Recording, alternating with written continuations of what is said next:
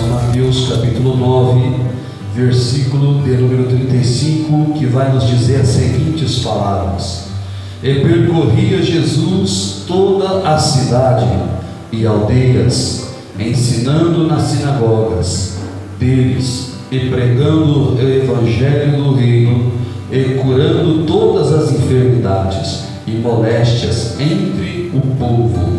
E vendo toda a multidão, teve grande compaixão deles, porque andavam desgarrados e errantes como ovelhas que não têm pastor. Então disse aos seus discípulos: a seara é realmente grande, mas poucos os ceifeiros. Rogai, pois, ao Senhor da seara que mande ceifeiros para a sua seara. Amém? Podeis assentar glorificando a Deus com as palmas em nome de Jesus. Glória a Deus. Meus queridos e amados irmãos, estamos aqui diante de uma palavra maravilhosa: a seara e os seus ceifeiros. Olha que palavra maravilhosa, meus irmãos. A seara e os seus ceifeiros. A Bíblia vai dizer que Jesus, quando ele inicia o seu ministério, bem antes dele começar a pregar em todos os lugares, a exercer dons de cura, de milagres, a Bíblia já menciona Jesus dentro das sinagogas, ainda criança, ainda jovem, com a sua mãe, com o seu pai, a sua mãe Maria, o seu pai ali ao lado. E a Bíblia vai dizer que muitas das vezes Jesus ele ficava ao pé dos doutores, ao pé dos pregadores ali ouvindo a palavra, e quando sobrava para ele, ele abria a boca e falava alguma coisa. Então Jesus, ele sempre estava, irmã Marlene, falando do reino de Deus, e todo mundo percebia isso em Jesus, E Jesus, ele vai pregando, Jesus ele vai ensinando. Por onde Jesus passava, ele deixava uma marca diferente, meus irmãos. Todo mundo admirava aquele homem, até mesmo as pessoas que queriam o mal dele, como a Bíblia ela vai dizer acerca ali dos escribas, dos fariseus, até mesmo ali dos sacerdotes, ali das sinagogas, aquelas pessoas que não aceitavam quando Jesus dizia que era o Messias. Quando Jesus pregava que ele era o rei, que ele era Jesus, o Filho de Deus, para eles era blasfêmia.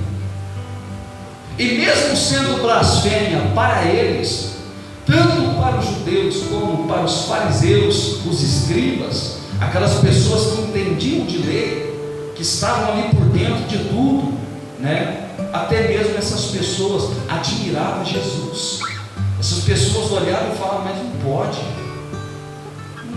não bate, esse negócio não bate, o cara é carne, é osso.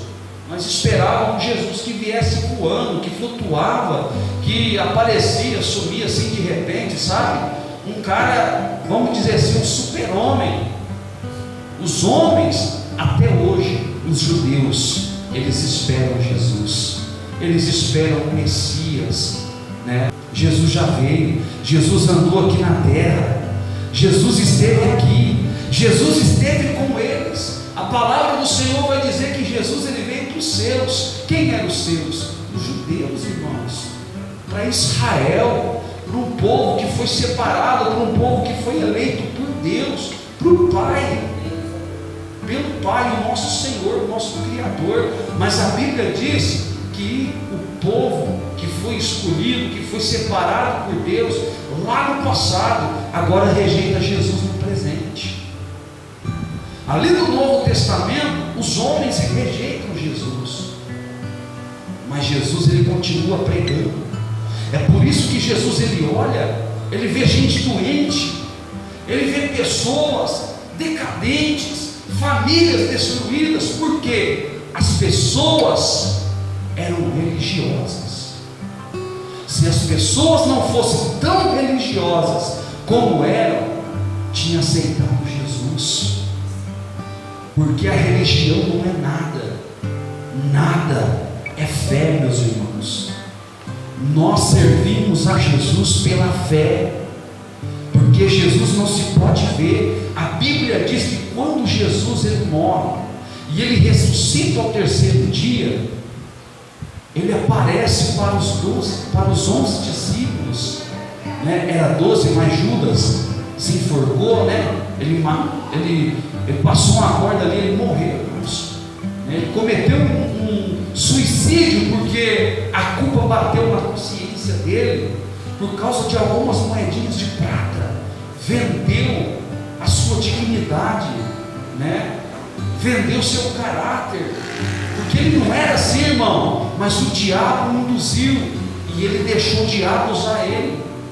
Você quer ver como é que o diabo usa as pessoas? Quando Jesus queria descer, irmão, né, e bater de frente com o sistema, pregar o reino, pregar a palavra do céu para os gentios, para as pessoas que estavam ali, seja elas conhecendo a lei ou não, seja judeu, escriba ou fariseu ou não, ele queria descer ali e pregar a palavra, mas os discípulos sabiam que Jesus já estava sendo procurado. Os discípulos sabiam que os judeus queriam de qualquer maneira crucificar Jesus, matar Jesus. Aí Pedro pega e fala assim: ô Senhor, tu vai descer lá, mestre, o Senhor vai descer, esse povo vai te matar, esse povo vai te prender, mestre, não desce não, não vai não, né?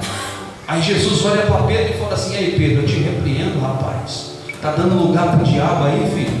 Eu vim aqui cumprir a vontade do meu Senhor, do meu Pai, certo? Importa que seja feita a vontade dele, não a minha.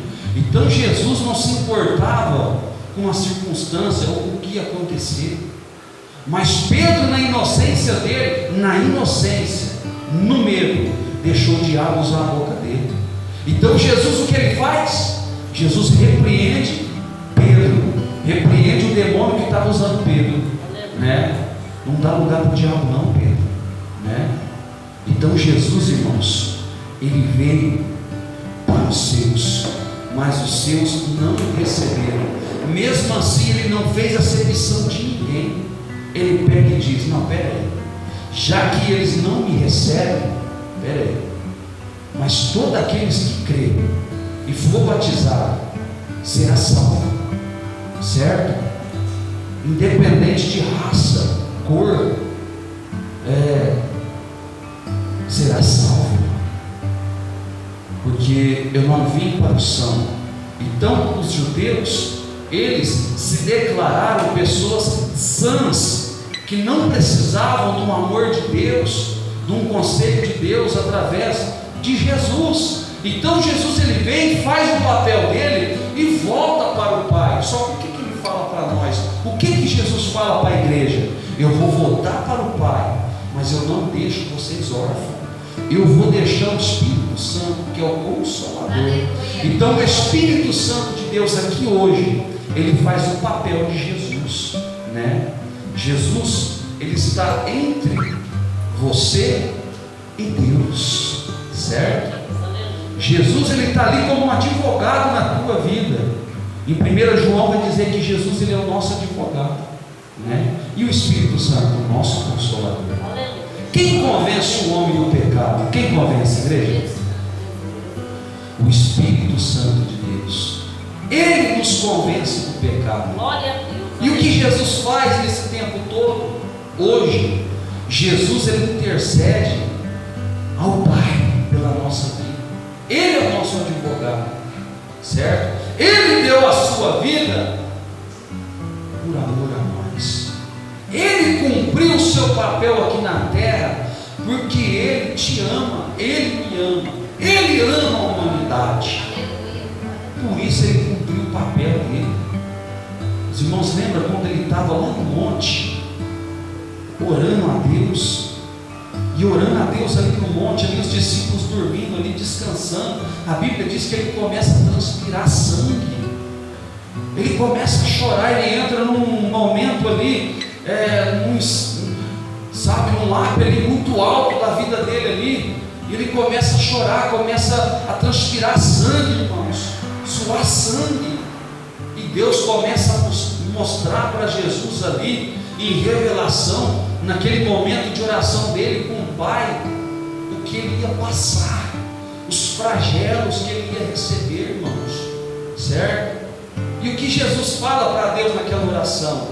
Senhor, meu Pai, se possível, passa de mim esse cálice. O que Jesus estava dizendo? Pai, tira de mim, arranca essa dor de mim. É preciso, Senhor, Pai, eu passar por tudo isso? Eu acredito que Deus responde do céu assim: é assim, é. Olha a sua volta. Parece que Deus naquele momento abriu uma visão do céu para Jesus, como se Jesus estivesse ainda lá à direita do Pai, e ele começou a olhar todo mundo. Você imagina só Deus abrindo a visão de Jesus como se ele estivesse no céu, e ele olhando para a terra e vendo aquela humanidade, pessoas sofrendo, pessoas morrendo na rua, pessoas num leito de um hospital sem esperança. Não, peraí, Senhor, eu pedi para o Senhor, se fosse possível, eu não pedi para tirar, se for possível, Deus, meu Pai, passa de mim esse cálice, mas que todavia, Pai, não seja feita a minha vontade, mas a vontade do Senhor.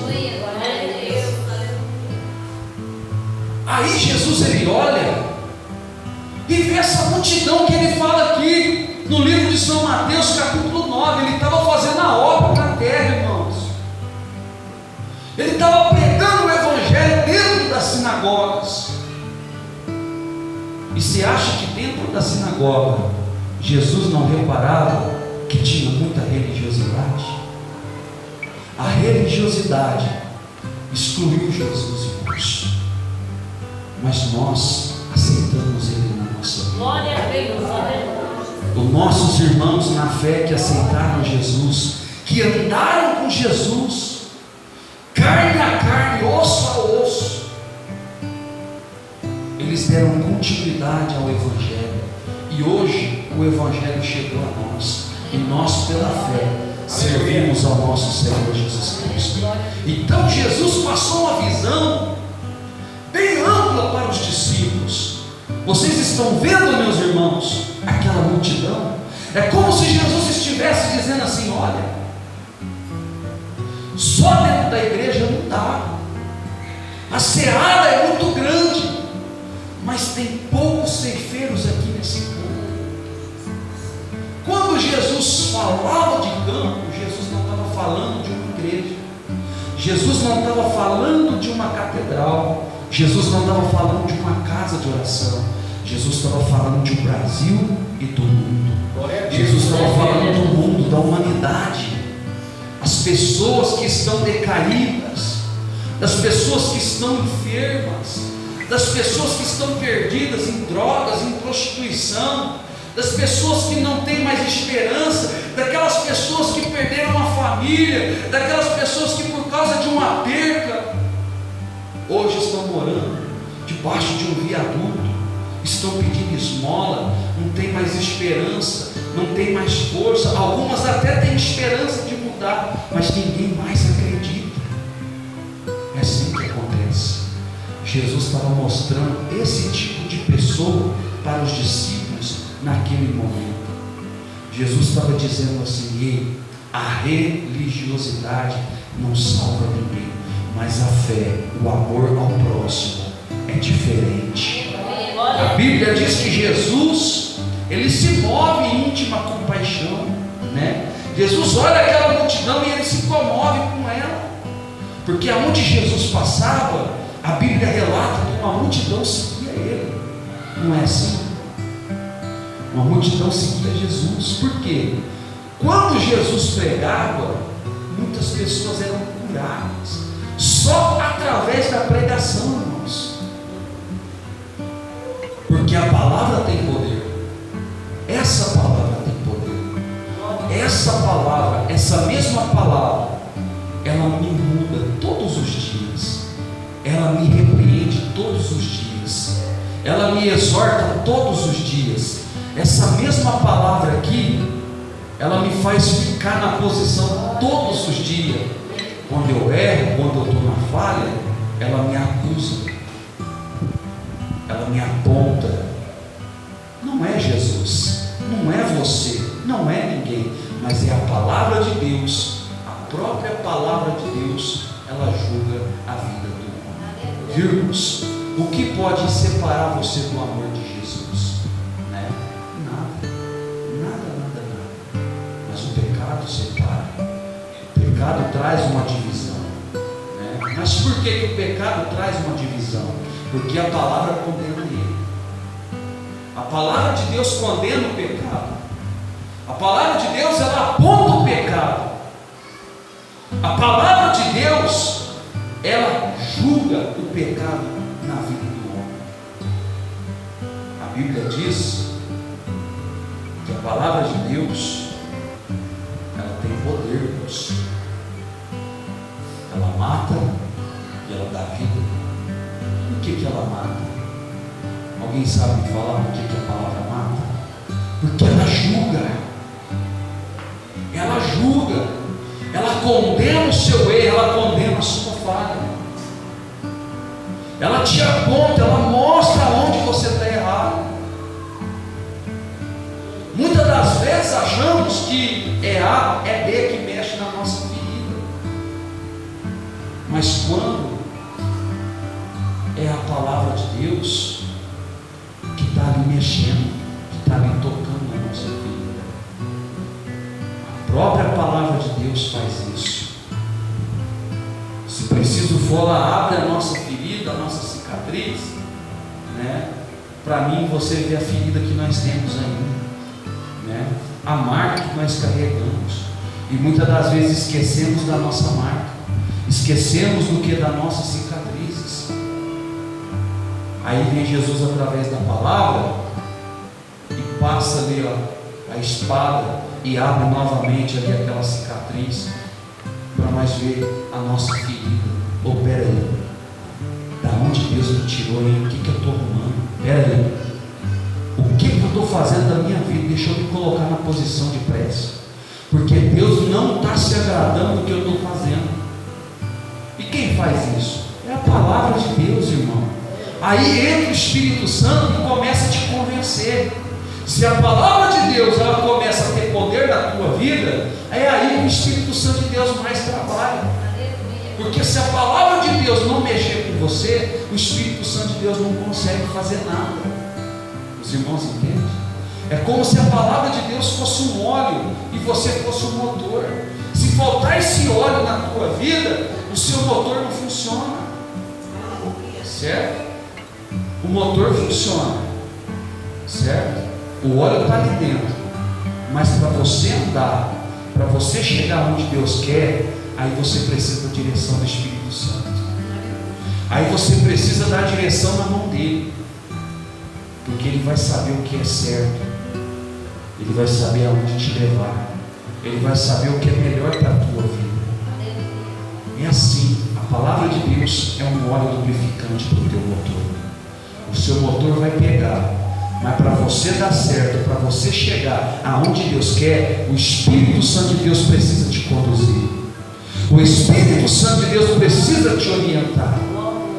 E é o que faltava na mente, na consciência daquelas pessoas religiosas que passavam mais tempo dentro da igreja achando que era o tal, achando que era o bambambam, que estava certo, que entendia de tudo, de todas as letras. É aí que eles estavam enganados. Faltava a presença de Deus, faltava a presença do Espírito Santo, porque religiosidade, como é que fala? Religiosidade mata, irmãos. O próprio Salomão vai dizer, irmãos, ele vai dizer que a letra mata, mas o Espírito vivifica, o Espírito traz vida, o Espírito levanta, o Espírito vivifica a vida do homem, ele traz energia, ele traz paz, ele traz vontade de viver, vontade de vencer na vida. É isso, irmãos. Jesus estava mostrando para os discípulos, aquele povo lá, era o mesmo que Jesus estivesse dizendo assim: está vendo? Eu estou ensinando vocês o caminho certo, Não segue aquele caminho ali não, certo? Se você vê alguém ali doente, prega para ela, fala do amor de Jesus para ela, né? Porque quando Jesus pregava, como eu estava falando, tinha pessoas que eram curadas, irmãos, através só da palavra de Deus. É por isso que a multidão seguia Jesus, porque o poder da palavra, quando Jesus falava, aquelas pessoas eram impactadas, porque ali no meio tinha pessoas, irmão, que estavam sofrendo de depressão. Porque quando falamos de cura, irmão Reginaldo, não é só uma cura assim, por exemplo, de um derrame, de um infarto ali, de uma pedra no rim, um paralítico vai andar. Isso é milagre, isso é sinal, correto?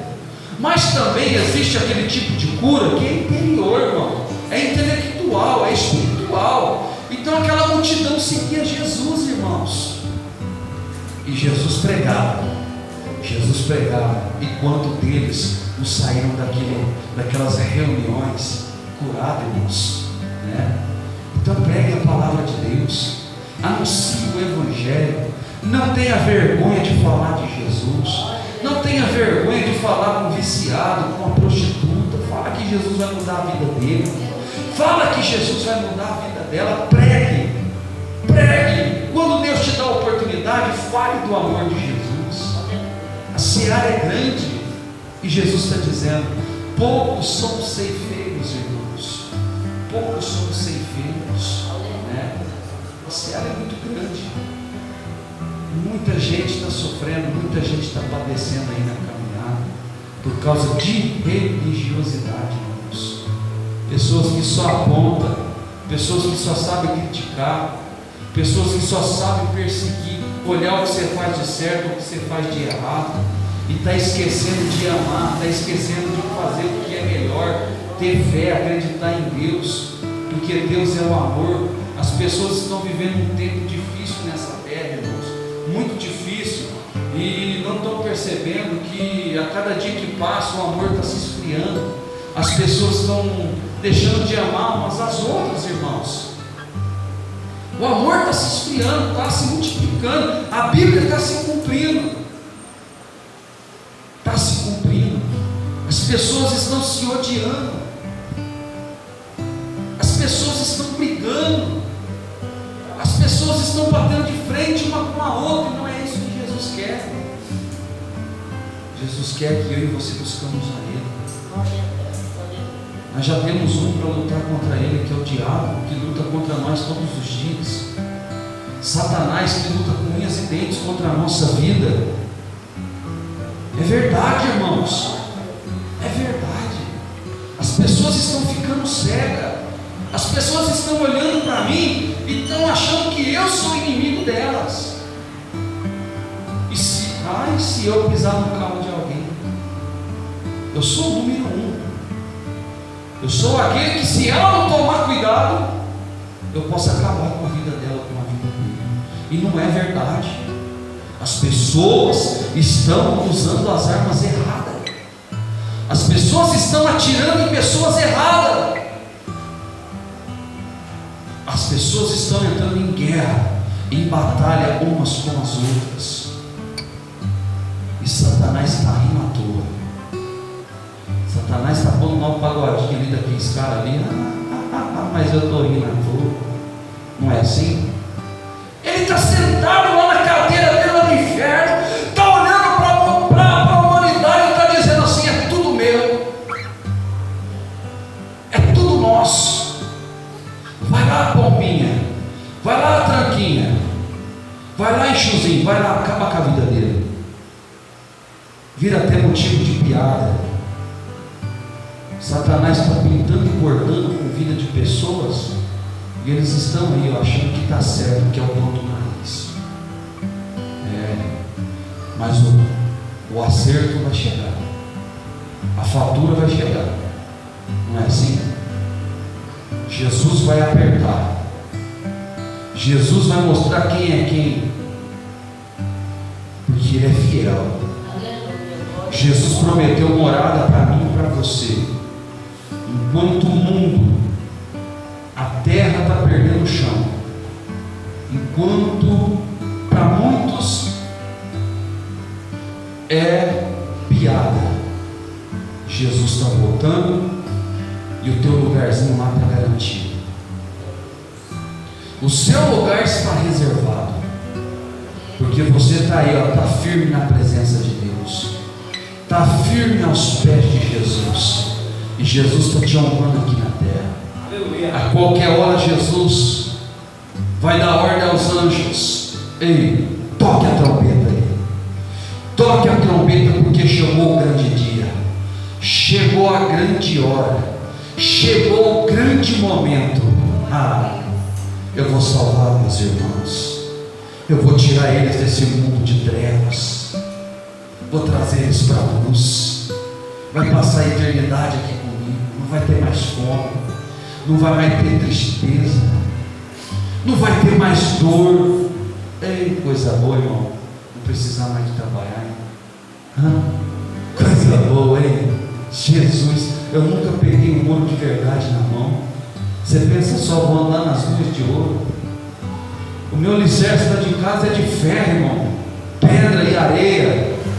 A Bíblia diz que lá os alicerces do muro são de pedras preciosas, ágata, topázio, cabruco, diamante. Olha cada nome de pedra, irmão. Pode procurar aqui no Apocalipse que fala. Berilo, quem já ouviu falar dessa joia? Berilo, irmão. Olha só, rubi, cada joia preciosa, cristal, vai ser os alicerces ali, o bloco, a canaleta do muro da nossa cidade. Agora você imagina o rio da vida, e lá no meio de uma árvore. Glória a Deus, aleluia, louvado seja. Eu fico pensando, irmão, como vai ser o céu, porque lá já tem anjo, lá tem serafins, tem querubins, anjos de fogo, lá tem Miguel, anjo de batalha, lá tem Gabriel, mensageiro de Deus. Mas está faltando população, está faltando população. A população é você. Eu fico imaginando que coisa boa Deus tem preparado para nós, porque até o banquete a Bíblia diz que Jesus vai colocar para nós. Misericórdia, que coisa boa vai ter lá, hein? Que coisa boa. Isso não é heresia, não, irmão. A Bíblia me dá o direito de pensar. Não é verdade, pastor? A Bíblia nos dá o direito de pensar, irmãos. Certo? A Bíblia diz que nós vamos deixar essa vida para viver uma vida eterna com Ele no céu. Você pensa só que coisa boa. O que Jesus tem preparado para nós, irmãos? Você está doido? Pode ficar pensando um negócio desse. Você fica louco, fica maluco. Não é verdade? Lasanha está longe de ser lasanha, irmão. É coisa boa, irmão. Você nunca viu e nunca vai ver aqui uma mesa farta igual a do céu. Misericórdia, só Deus na causa, hein, irmão? Quem quer morar no céu? Jesus é enorme, já dá vontade dessa trombeta tocar agora, não é verdade? É verdade, irmão, é verdade. Você começa a pensar nas coisas do céu, você fica maluco. O que Jesus tem preparado para nós? A Bíblia diz que nós vamos deixar esse corpo mortal e vamos receber um corpo, como é que é? Mortal é quem está aqui, né? E imortal é quem vai para o céu, é viver a eternidade, não é verdade? Então nós vamos deixar esse corpo incorruptível para receber um corpo que não há corruptibilidade, negócio assim, né? Deixar o corpo corruptível. E receber um corpo incorrupto, um corpo que é puro, irmão. E um novo nome. Um novo nome, irmão. Aqui todo mundo usou, já sofri bullying na escola. Quero ver o anjo lá querendo me zoar. Quero ver, filho, porque é Deus que vai dar um nome. Um novo corpo, um novo nome. Em nenhum momento, pastor, a Bíblia fala que você vai ser anjo. Em nenhum momento a Bíblia fala que nós vamos ser serafins ou querubins.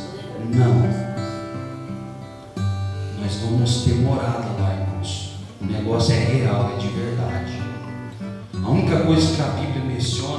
talvez em algumas traduções aí vai dizer um pouco diferente, é que quando, se por exemplo você morrer agora, o crente ele não morre, ele dorme, certo?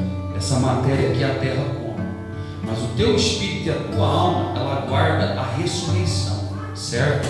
Quando Jesus vir entre as nuvens, quando tocar as trombetas, os primeiros que vai subir são os mortos, certo? São aqueles que aguardam Jesus, a grande ressurreição, aqueles que já dormiram em Cristo, porque a Bíblia não trata o crente como morto, mas sim como aquele que dorme no Senhor, certo? Aqueles que dormem no Senhor já clamam pelo seu sangue, certo? Aquelas pessoas que foram martirizadas, mortas por pessoas ruins mesmo, irmão, você entendeu? Pelo diabo, o diabo mesmo que agia, matava pessoas, usava pessoas para matar, você está entendendo? Tinha Deus no coração não, você está entendendo? Então elas clamam pelo sangue delas, né? Por justiça. Então elas vão ser as primeiras a encontrar com Jesus, entrar na glória, certo? Então se eu dormir agora em Jesus, a Bíblia diz que eu durmo como um anjo. Olha só que coisa boa. Eu vou estar dormindo no Senhor como um anjo, certo? Olha que coisa boa isso. Então você não morre, você dorme. Glória a Deus. Aleluia, coisa boa. Eu acredito nesses testemunhos que a gente ouve de pessoas que quase dormiu, mas voltou, né? Que Jesus trouxe de volta para contar, né? Tem muita coisa que os outros aumentam, não é verdade? Mas quando é de Deus ali você sente que é verdade. Se é espiritual, o homem espiritual ele entende as coisas do Espírito. Paulo mesmo fala, né? Mas o carnal não, o carnal para ele tudo é loucura, não é verdade? Então nós que estamos no Espírito, nós sentimos que o negócio é de Deus ou não é verdade? A gente está em oração sempre. Então Deus mostra para a gente que realmente não é de verdade. Mas tem muitos que é só balela, irmão. Só Deus na causa, amém? Glória a Deus. Irmãos, eu vou encerrando essa mensagem por aqui. Guarda essa mensagem no seu coração, em nome de Jesus. Pensa a respeito do céu, viu? A seara aqui é só uma passagem. Então o que você puder fazer, irmão, para levar alguém para morar com você lá, faça, viu? Faça, não viva uma religiosidade, mas viva uma fé diferenciada, um amor incondicional, né, pelas pessoas, pelos outros, né, e principalmente pelo Evangelho, porque quando você ama, né, a Jesus, quando você ama estar na presença de Deus, esse Evangelho que você segue, com certeza, irmão, com certeza você vai amar as demais coisas. É assim, irmão, certo? Se eu não amo a Jesus, se eu não amo essa palavra, é impossível eu amar alguém. Então se essa palavra põe no seu coração, se ela estiver dentro do seu coração e ela arde aí, você vive ela, você pode ter certeza, alguém pode ter cuspido na tua cara, você vai orar por ela, falar, Deus, o diabo está usando, liberta essa pessoa, né? Alguém vai te ofender, vai te xingar, e você vai ficar calado, porque Jesus te mudou, certo? Você não vai querer perder a tua razão, a essência, a presença de Deus, certo? Porque o Espírito Santo de Deus está dentro do teu coração, amém? Glória a Deus, recebe essa palavra e aplauda Jesus.